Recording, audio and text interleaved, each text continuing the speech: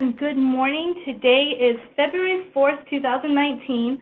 Apologize for the really late start. We had some crazy technical difficulties. We tried to go to a new program, and that didn't work out so well. And we just sent out a new invite for joining this call. And if you're not able to make it, it's okay because we are recording this one, and you can always go back and listen to it on our website, which is at www.calvet.ca.gov/womenvets with an S.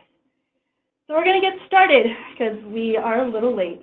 My name is Julian Karikas, and we are starting back up with our statewide webinar series. These will be bi-monthly, and today we're going to talk about an overview of what we've done in 2018 and what we have moving forward in 2019.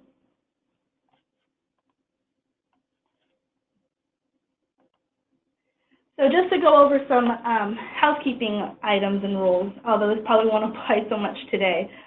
We do ask that you guys mute your phones if you can. If you're using a cell phone, just push the mute button. If you're still using landline, you can hit the *6 button, and that will also mute you. And I can do that on my side as well if you're having troubles. So today we're going to again go over in our division, the Women Vets division, what we've been up to, and then I kind of like to go over what our entire California Department of Veterans Affairs has done and what we're doing moving forward as a department. So we'll go over the Women Vets, what we've done first, then go into the Minority Veterans division, and I have a special guest, Joshua Zebley from the Veteran Services division. He's the manager of the CalTAP program, which we'll talk a little bit about. And then we also have Pernell Sullivan, who works in the Veterans Services Division as well, and he'll go over some of the mental health programs that we have here at CalVet.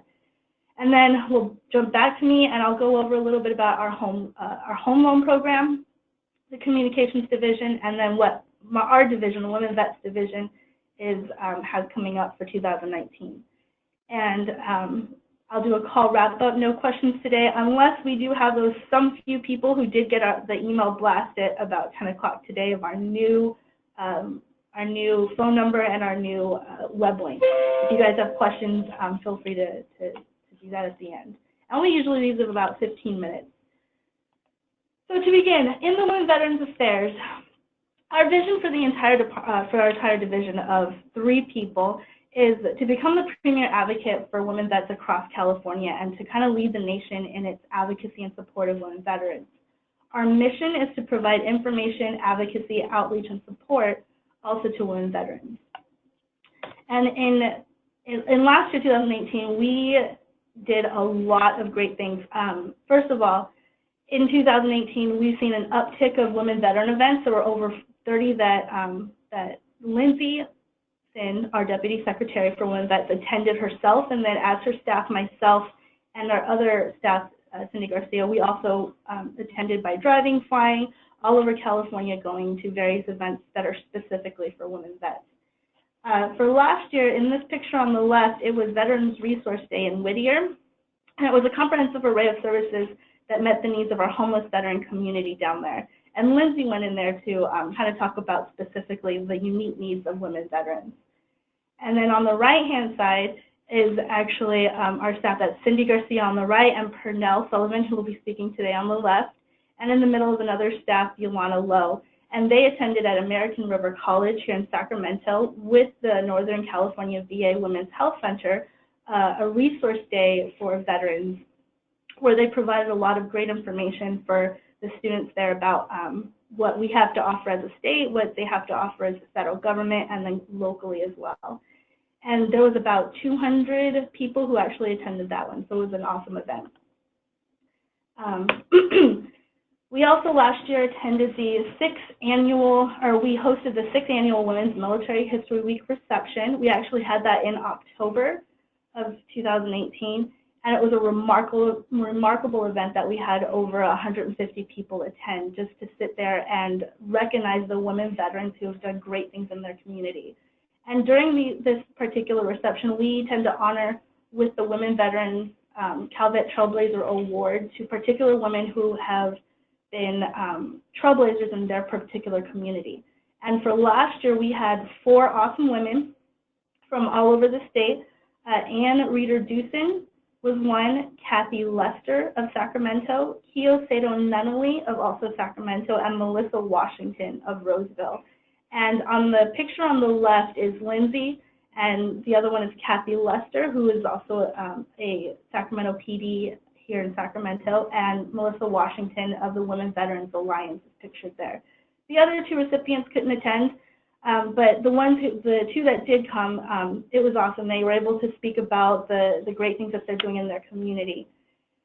And for this coming up year, we always ask for, around California, who are the women that are kind of standing out in doing things for their communities. This event was also in partnership with the City of Sacramento and with the Women Veterans Alliance. In this particular reception, we had a lot of things going on. Not only did we recognize these spectacular women, but we also featured exhibitions highlighting the influence of women throughout history, with contributions from the What Do Women Veterans Look Like campaign, the American Medical Women's Association exhibit, and the California Military Department of California State Military Museum also contributed some awesome uniforms. And the American Medical Women's Association also had these amazing posters and some very old textbooks and literature that also highlight some of the women who contributed a lot of things back in the 1940s. So it was pretty impressive. We also attended the Operation Dress Code in San Diego, and this is an opportunity for women veterans to get professional clothing for job opportunities or professional careers. However, it's also expanded to beyond just clothing, and they've added on resources like resume writing, professional makeup, employment resources. It's just a huge, sorry about that, it's a huge day of really getting and diving deep into women veterans trying to transition back into the civilian workforce. So that was an awesome event that we love being a part of every year.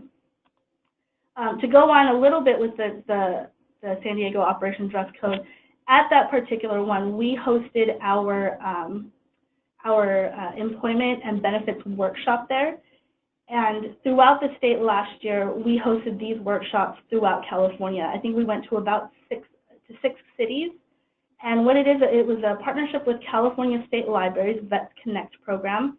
It was a grant to support women veterans through employment, and we went to Pleasanton, to Fresno, to Hanford, to Mammoth Lakes, Oroville, and that last one was at San Diego in conjunction with the dress code. Now, these workshops last year were awesome. They helped to connect women veterans, not just to their benefits, because they don't normally know that they are veterans and don't know that they can also apprise themselves of these services and resources. But it was also part of the public libraries. It was a partnership with all the veteran libraries of the Veterans Connect program. Each of the workshops, they were tailored specifically to the city that we went to.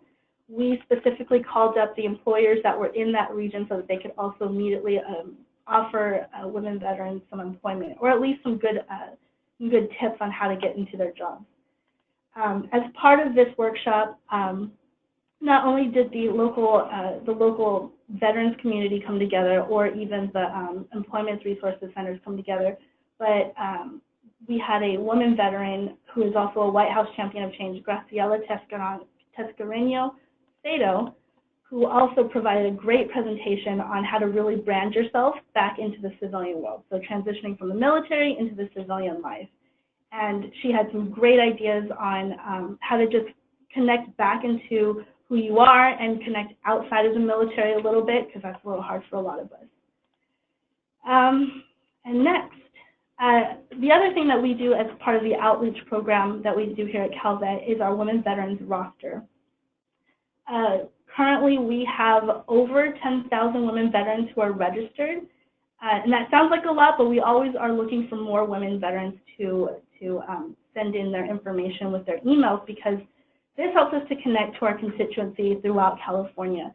We have currently 143,000 approximately women vets in California, so a little bit over 10,000. We still are looking for more women vets, because it helps us to keep our network. It helps keep us networked with other women vets and other advocates who want to help this community. It helps us understand your needs. So we ask you or friends to fill out with your email demographics to understand our population in California. And we've come a long way. We started this out in actually 2013, and we started with about 3,000 contacts. So we've more than doubled our numbers, which is great. That's good to see. So to sign up for the Women Veterans roster, please just go and visit our website again, and we'll have it at the end slide. It's calvet.ca.gov/womenvets.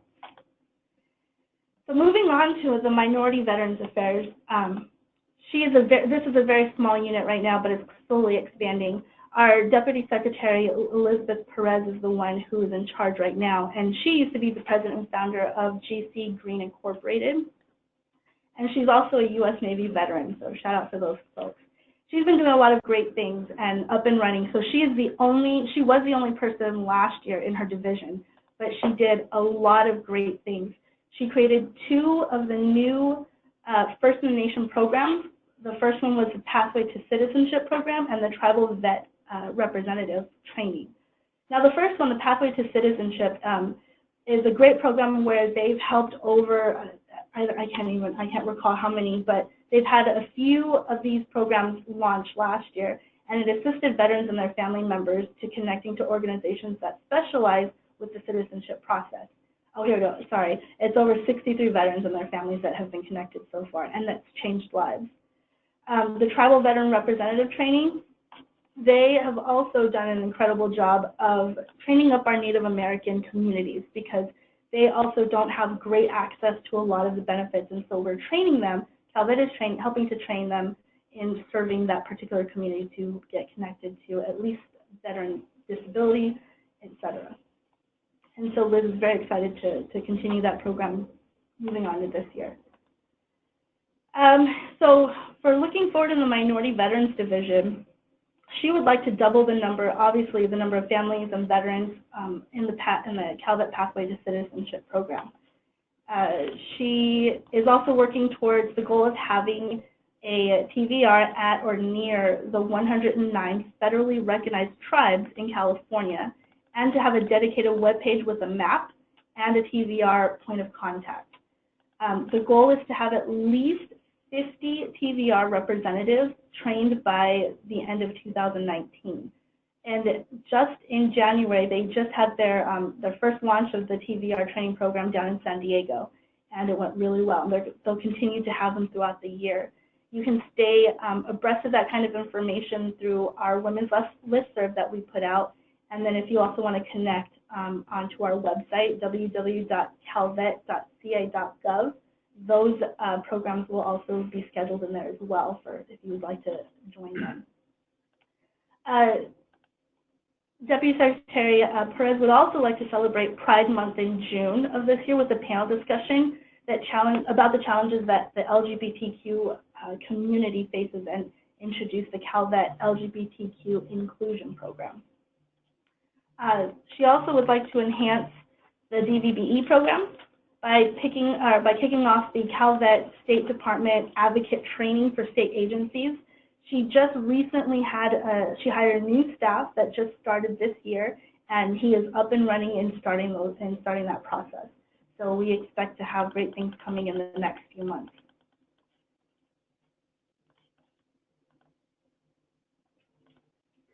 Now moving on to our Veterans Services Division, I will turn the time over to Josh Zebley.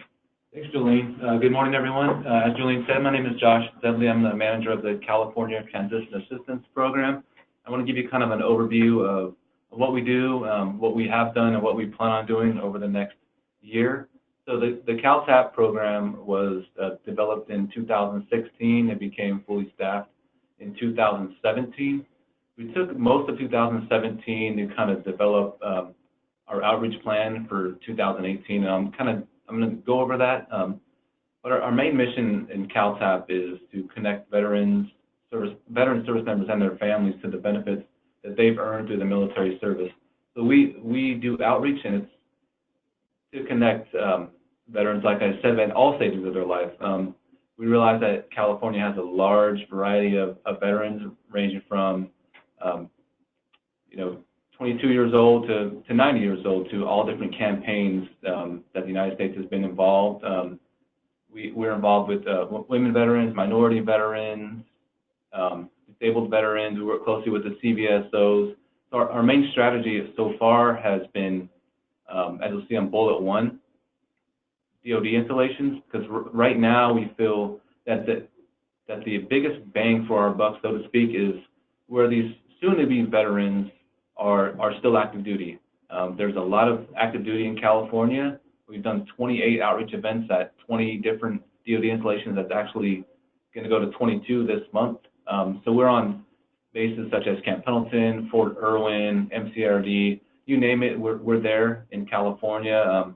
These presentations include the County Veteran Service Officer, somebody from the Community College District, CalVet Home Loans, which Julian's going to speak about in a while. And our approach there is to be proactive.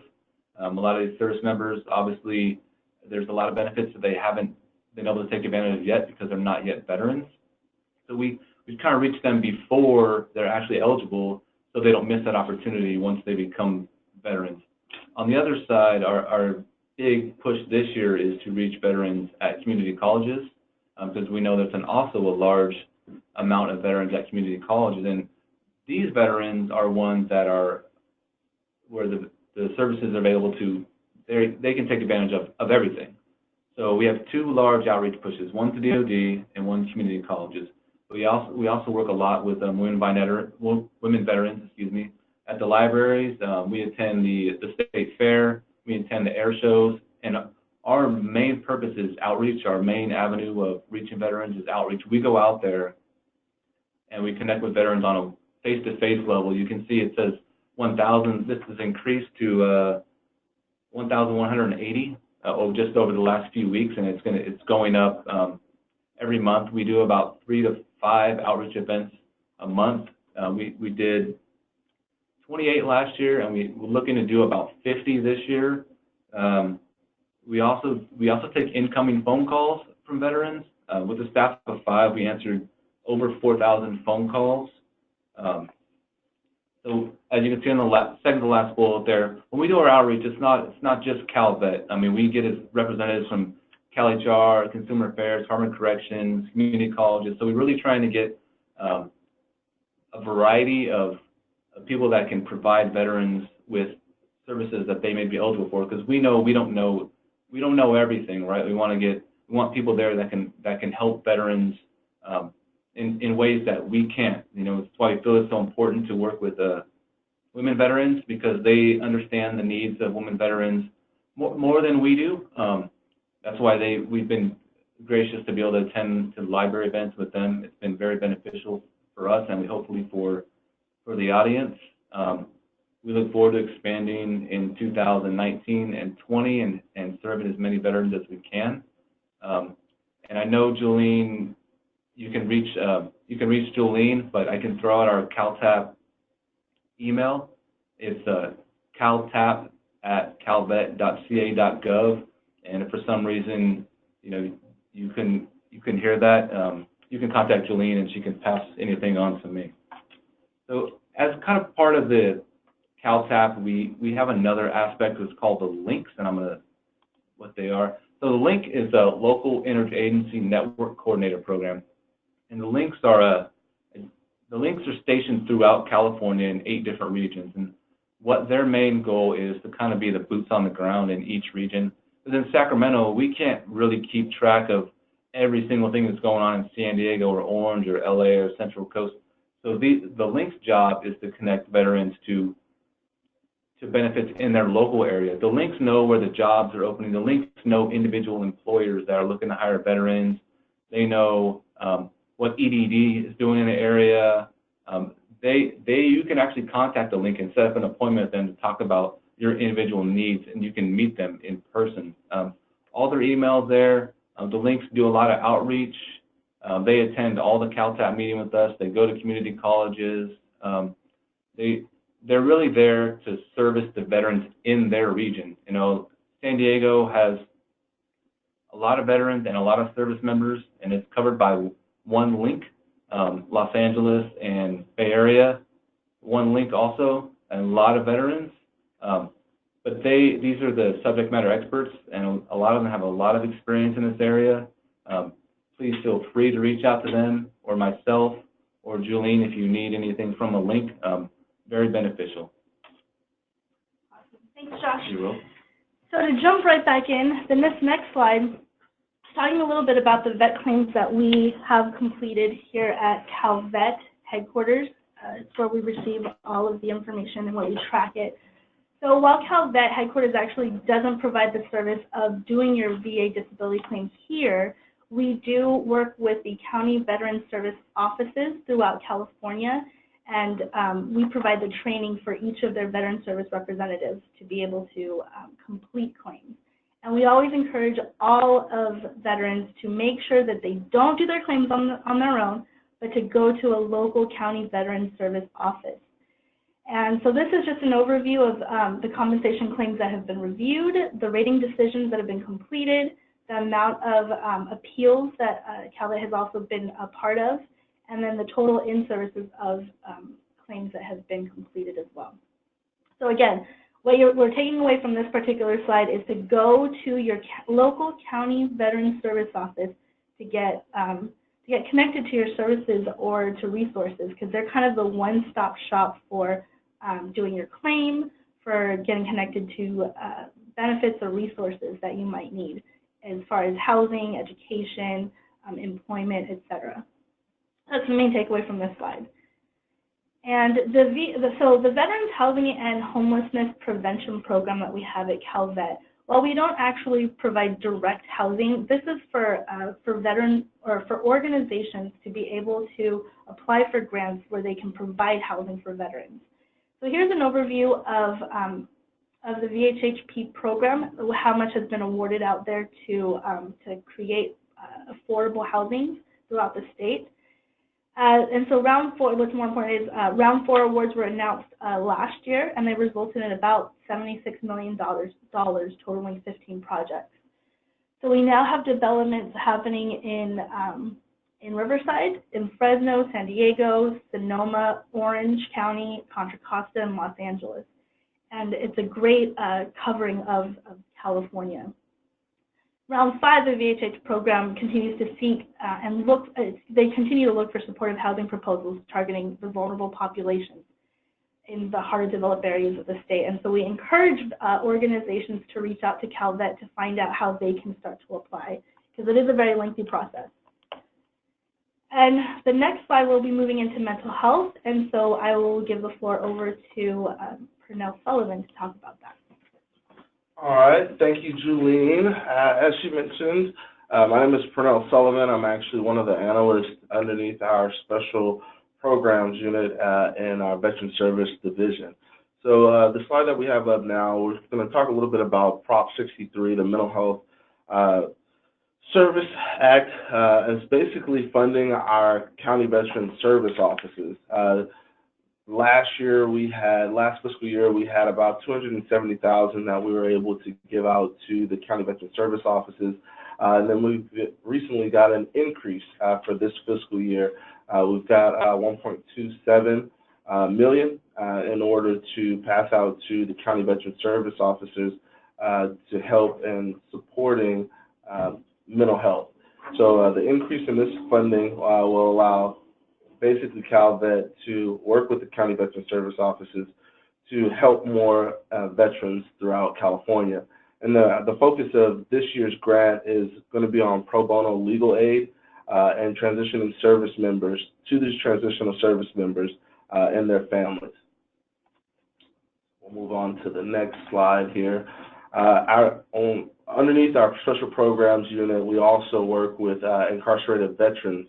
Last year, we were able to go into a number of different prisons, mainly to educate the veterans that are incarcerated about their benefits and services, and then also to identify just different gaps within services and allowing us to help them get work with the county veteran service offices to get their claims filed.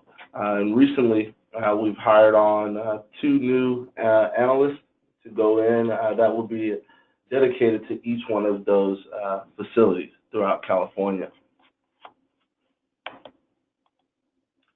Underneath that program also is also about educating, like I said earlier, is really about educating the veterans, the incarcerated veterans that are inside, but it's also to get them information that can help them as well as their families. So not a lot of people know that incarcerated veterans still are eligible to file claims. If they do have dependents, their dependents can also go to use the college tuition fee waiver. That's able to attend any state, UC, or community college within California. We also, in order to reach them, we have a mailer program. And we like to mail the incarcerated veterans, the newly incarcerated, because once they're in, if they did have a claim open, they do need to give word to the VA in order to let them know that they're incarcerated. Because during that time they can only receive 10% of their whatever their claim award is. But there's also different programs where they can allocate that money to their families. We also contact veterans that are 6 months to getting released. There's certain paperwork that they can work with their county veteran service offices in order to restart those benefits, so then that way that it's ready to go once they're released. And then also just letting them know about the different housing programs and what different resources are available to them as soon as they're done with their incarceration. So the next slide here is a little bit about the stand-downs. So throughout California, CalVet works with the stand-down coordinators in order to support their events in any way possible that we can here at the state level. So we'll show up to the event and we're able to have a booth or a table and talk to the participants there about all of the different resources that are available throughout California, and that's on the state level, the county level, and then also a little bit of their federal level as well, and direct them to the right places. So we have a list of different events that we've attended this year. We probably attended a lot more as well, and there's always stand downs coming up and different events that are like stand downs. So they're not all going to be called stand downs. A lot of them, they'll just be like resource events or resource fairs, but they all focus on pretty much the same thing, and that's educating veterans on the different resources that are out there to help them. So thank you. I want to thank you for the time. Thank you very much. So we'll jump right back in. So our next slide will be talking about the CalVet Home Loan Program. So just to go over, the CalVet Home Loan Program is a remarkable way to own a home here in California. So the CalVet Home Loan Program, I have one, and my boss, Lindsay Sin, has one. So I can testify how amazing this program is. And you can use it in conjunction with the VA loan guarantee, where you don't have to put a down payment if you're eligible. So for last year, we had 558 veterans who used the program, and women are 13% of the primary borrowers of this program. And it's amazing because they go off of bonds instead of actually using the economy for their interest rates and how to dictate that. And when I got mine was 3.9%, so it's a pretty great rate. In addition to the CalVet Home Loan Program, under a subsidiary is the CalVet's Residential Enriched Neighborhood Program, which is called the REN program, and it offers affordable home ownership with the Family Enrichment Services. And it's kind of a really cool program where it's happening in mostly in the kind of the Bay Area, Southern California area right now. And it's kind of like the Habitat for Humanity program, where a veteran will go in and they'll help build the housing for themselves. So it's really cool, and it's affordable for those veterans as well. In the Veterans Home Division, in our veteran homes throughout California, we have been seeing a great satisfaction rate from all of our residents. And CalVet homes are now in the top 20% of the homes rated in the nation. And interestingly enough, only 10% of the Medicare-rated homes in the state receive 5 stars, and we have been consistently at a good 4 out of 5 stars. The veteran program is the leading industry of healthcare to over 2,400 veterans and their spouses.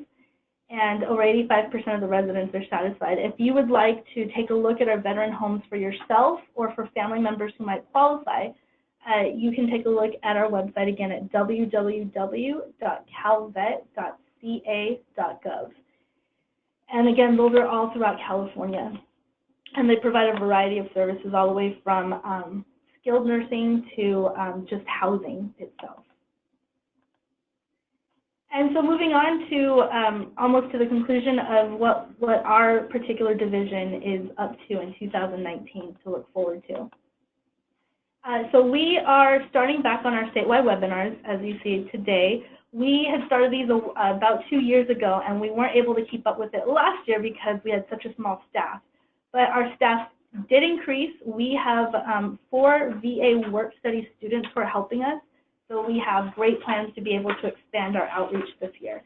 And so we are starting back the statewide webinars that will help to go over a lot of the veteran benefits, services, and resources that might be particular to women veterans. And we'll do those bi-monthly. Our next one will be in April. Then the next ones after that will be June, August, October, and December. Keep an eye out for the announcements through our listserv or through the roster. And I want to remind everyone that the Women's History Month is in March, and the 3rd week of March is Women's Military History Week. And our office will be really busy that month. Lindsay generally goes to a ton of women veteran celebratory lunches, events, and it's pretty amazing to watch. So she's normally a keynote speaker, or we table about our particular division of what services we can offer to women. And our next event that we'll be hosting would be the Women Veterans Reception. It'll always be here in Sacramento, and that will be in October of 2019. So keep an eye for that, an eye out for that. That is also, again, where we honor some particular trailblazing women in their communities. We are also working on our County Veteran Service Office reports. We'll be providing individual reports to CVSOs throughout California and about their work with women veterans. So we're really excited about that. We'll also be focusing on MST-related claims and denials this year. We had read last year that there was an Office of Investigation report for fiscal year 2015 and 17 where they found that, where the OIG found that 49% of denied claims were incorrectly processed of claims that were that were MST related. So we're very interested in trying to figure out how California and how our office can help to support either legislation or training in helping to improve those numbers. We also have some website updates happening this year on our particular website. Our website is pretty robust, I feel like. We do a lot of great things on that website as far as giving and connecting women to employment information or housing information, etc. So we'll be making that a little bit more streamlined this year. We're also wanting to do a shout out for the California Women Veterans Leadership Council. They are always looking for new members, especially in the Bay Area. We need more women from there. And this council is a group of women veterans throughout California who come together. We don't host it. It's actually, the host is actually a woman veteran who is out in Los Angeles, and she's the chair, and then it's just a group of women vets who come together to talk about how they can improve statewide the resources for women veterans. And we always encourage women, again, to reach out to us. My name is Julene again, and to reach out to me through either email or through our phone number. Again, our email is womenveterans@calvet.ca.gov, and our phone number is 916-653-1402. Contact us through either one of those resources to let us know what you want to see in 2019, or even if you have any suggestions for these webinars, what we can do better, or what you would like to hear about. I also want to talk a little bit about the Calvet Connect resource that we have online. It's a great online resource for putting the news out there of what's going on for veterans, period, and allows you guys to chip in live if you'd like to through forums. It's easy to comment on the articles that we share pretty daily, so please subscribe and receive that kind of information. The website is here. It's HTTPS, and then the :/calvetconnectblog.com, all one word. And lastly, again, I want to encourage all of you to contact us if you have any questions, comments, concerns, or if you need any help with anything. I have up on here on the slide our website and our email address as well, and our phone number. Again, our email address is womenveterans@calvet.ca.gov. And I don't know that we usually reserve this last 15 minutes for questions from the audience, but because we had a late start and we had a lot of technical issues today, we probably don't have anyone. But again, if you have any questions or comments, please reach out to us. Our phone number is 916-653-1402. I thank you very much for joining us and for listening to us, and we look forward to our next webinar in April. Thank you again.